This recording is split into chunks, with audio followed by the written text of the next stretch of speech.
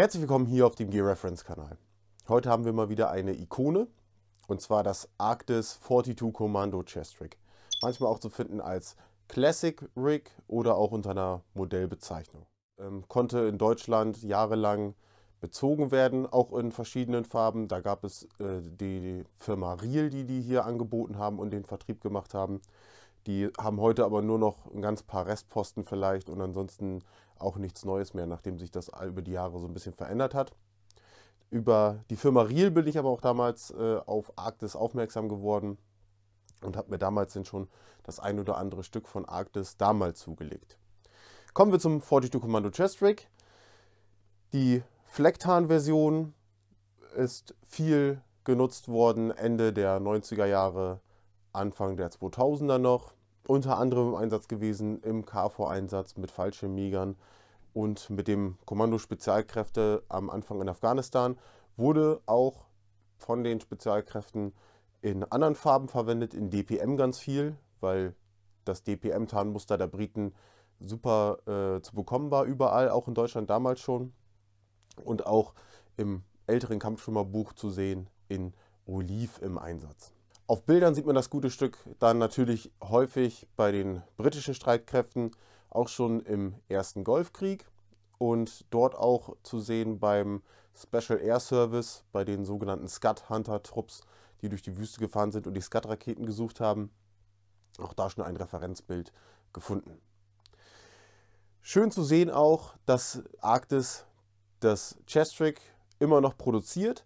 Vom Design her ein bisschen anders. Die Magazintaschen haben sich mit der Zeit verändert. Da habe ich hier ein Beispiel, wie das auch später bei einer Flecktarnweste der Fall war. Und zwar sehen wir hier schon die moderneren Magazintaschen mit der neueren Klappe und dem Plastik-Clip-Verschluss.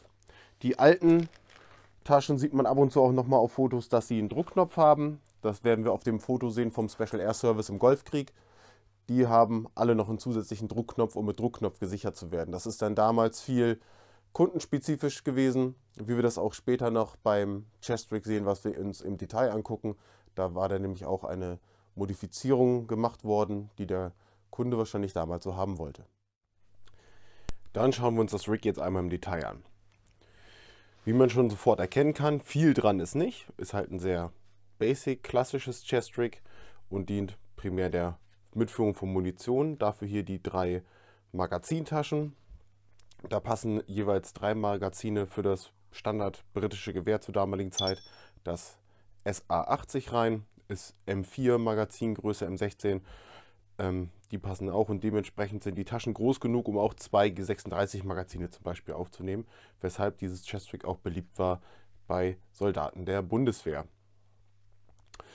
Was besonders ist bei genau diesem Modell, was ich hier habe, wir haben ein paar kleine Besonderheiten, und zwar, dass hier schon die Plastik-Schnellverschlüsse dran sind und man die Möglichkeit hat, so die Tasche geräuschlos zu öffnen. Hier ist aber auch noch das Klett, um die Tasche dann natürlich auch wieder so zu schließen wie diese Tasche. Gibt einem nochmal eine Option mehr. Gab es denn irgendwann auch mal mit 3 Clips. Ich habe auch schon Chest Rigs gesehen, wo nur eine Taschenclip hatte. Dann, wie schon vorhin angesprochen, die Taschen mit Druckknopf. Dann nochmal sieht man öfter bei eBay mal welche, die modifiziert wurden, die noch andere Clips verbaut haben, wie auch immer. Das Ding ist so lange im Einsatz und so lange auf dem Markt. Da wurde viel modifiziert. Arktis hat viele weiterentwickelt, hat viel auf Kundenwunsch gemacht. Deswegen findet man da so viele Unterschiede. Eine andere Besonderheit ist hier nochmal diese Öse. Nicht wie auch am Boden, die normale Wasserablauföse, sondern hier eine zusätzliche Öse, ich gehe mal davon aus, um auch wieder Magazine mit Schnur zu sichern und hier den Gegenpunkt zu haben. Den gleichen Punkt haben wir nochmal hier an der Mehrzwecktasche, auch wieder eine Ablauföse. Ich gehe auch davon aus, dass da Schnur durchgefädelt wurde, Knoten rein und dann konnte was gesichert werden am Band. Sind wir auch schon bei diesen beiden Taschen, die Mehrzwecktasche. Auf beiden Seiten passt eine Feldflasche rein, bisschen Kleinkram, auch nochmal ein klein gefalteter Poncho. Und das war es dann auch eigentlich im Endeffekt zu diesen Taschen. Hier hinten haben wir was man von sämtlichen Chestricks kennt, die kleine Klappe, die das Fach aufmacht in das Chestrick, wo hier dann nochmal Kleinkram, Kartenmaterial oder sowas reingemacht werden kann. Das ist einfach nur ein großes Fach, ist nichts drin, keine Gummibänder, nichts. Aber kennt man ja auch heute noch von Chestricks, dass das immer noch ein Ding ist. Dann haben wir hier die Schultergurte, nochmal verstärkt mit Gurtband auf der Rückseite und umgedreht den Bauchgurt, Plastikverschluss wieder ganz normal an einer Seite. Hier das ganz alte Arktis Label und hier natürlich wieder die Seitenverstellung. Ansonsten bietet dieses Chestrick nicht mehr, aber vollkommen ausreichend und vor allem für die damalige Zeit. Und es hat es in die gesamte Welt geschafft. Dann gehen wir jetzt noch einmal kurz zu dem Modell in Flecktarn. Und zwar habe ich da noch was Schönes gefunden, und zwar ein altes Ranger Outdoor-Versandmagazin, also ein Katalog. Und zwar ist da eine Beigabe aus dem Juni 98 und dort ist dieses Chestrick zu sehen, aufgeführt als Kommando-Brusttasche Basic sechsteilig. Gut, das sechsteilig ist jetzt nicht, weil es 6 Teile hat, sondern einfach nur, weil es diese 6 Taschen hat, mehr oder weniger. 1, 2, 3, 4, 5 und 6. Damals zu bekommen für 169 D-Mark.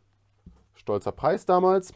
Kriegt man heute im gebrauchten Zustand meistens nicht für den Preis. Auf jeden Fall nicht in Flecktarn. Die in dem ganz normalen britischen DPM-Tarn sind deutlich günstiger zu bekommen.